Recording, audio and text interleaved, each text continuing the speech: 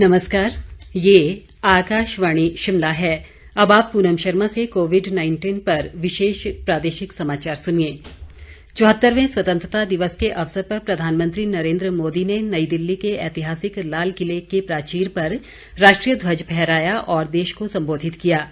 स्वतंत्रता दिवस की शुभकामनाएं देते हुए उन्होंने अपने संबोधन में कहा कि कोरोना के इस असाधारण समय में सेवा परमो धर्म की भावना के साथ अपने जीवन की परवाह किए बिना कोरोना वॉरियर्स और अन्य लोग 24 घंटे निरंतर कार्य कर रहे हैं।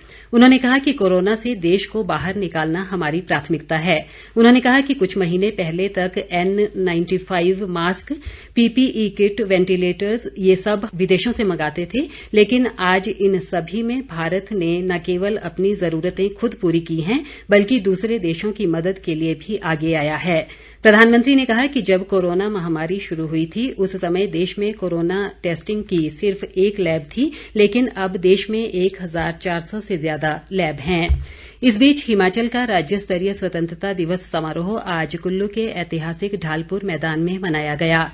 मुख्यमंत्री जयराम ठाकुर ने परेड की सलामी ली और ध्वजारोहण किया। कोरोना महामारी के चलते इस बार सुरक्षा टुकड़ियों ने सामाजिक दूरी बनाए रखकर परेड में हिस्सा लिया। मुख्यमंत्री ने अपने संबोधन में कहा कि कोरोना महामारी ने प्रदेश की आर्थिकी को बुरी तरह प्रभावित किया है, लेकिन देश का ये सौभाग्य है कि भारत की बागडोर आज प्रधानमंत्री नरेंद्र मोदी के मजबूत हाथों में है। मुख्यमंत्री ने कोरोना काल में उत्कृष्ट सेवाएं देने वाले कोरोना योद्धाओं की सराहना की। उन्होंने मुख्यमंत्री कोविड फंड में उदारता से दान देने के लिए प्रदेश के लोगों का आभार जताया। केंद्रीय सूचना और प्रसारण मंत्री प्रकाश जावड़ेकर ने कहा है कि प्रधानमंत्री ने आज राष्ट्र को संबोधन में देश के समक्ष आत्मनिर्भर भारत की विस्तृत छवि प्रस्तुत की। उन्होंने कहा कि मेक इन इंडिया और मेक फॉर वर्ल्ड के प्रधानमंत्री के आह्वान से देश में विकास और आर्थिक वृद्धि के लिए बेहतर मार्ग प्रशस्त होंगे। प्रदेश में कोरोना वायरस के मामलों में वृद्धि लगातार जारी है और ये संख्या बढ़कर 3878 तक पहुंच गई है, जबकि सक्रिय मामलों की संख्या 1274 हो गई है। प्रदेश में अब तक कोरोना संक्रमण से 2551 लोग उपचार के बाद स्वस्थ होकर घर लौट गए हैं। 24 घंटों के दौरान प्रदेश में 62 नए मामलों की पुष्टि हुई है। चंबा में आज सुबह 4 नए मामले सामने आए हैं, जिनमें 2 खैरी गांव, 1 धड़ोग मोहल्ला और 1 संधी गांव का मामला शामिल है। सोलन जिले में अब तक सर्वाधिक 914 कोरोना संक्रमण के मामले सामने आ चुके हैं, जिनमें से 314 सक्रिय मामले हैं।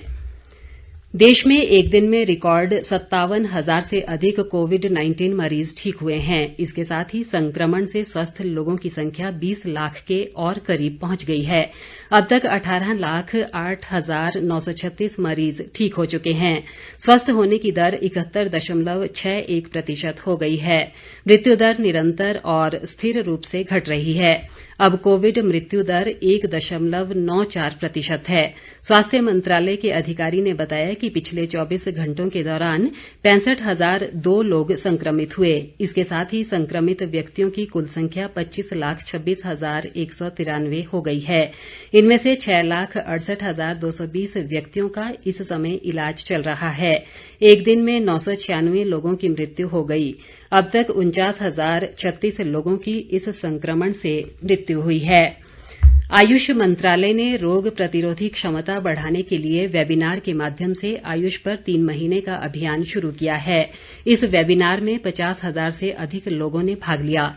इस अवसर पर आयुष मंत्रालय के सचिव वैद्य राजेश कोटेचा ने आयुष उपचारों के माध्यम से अभियान के उद्देश्य सबके लिए सुलभ और किफायती स्वास्थ्य के बारे में जानकारी दी।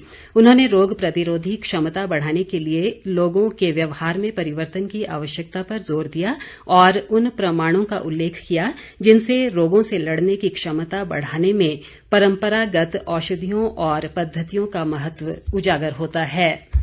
इसी के साथ ये विशेष समाचार बुलेटिन समाप्त हुआ। हमारा अगला बुलेटिन आप सुन सकते हैं शाम 6 बजे। नमस्कार।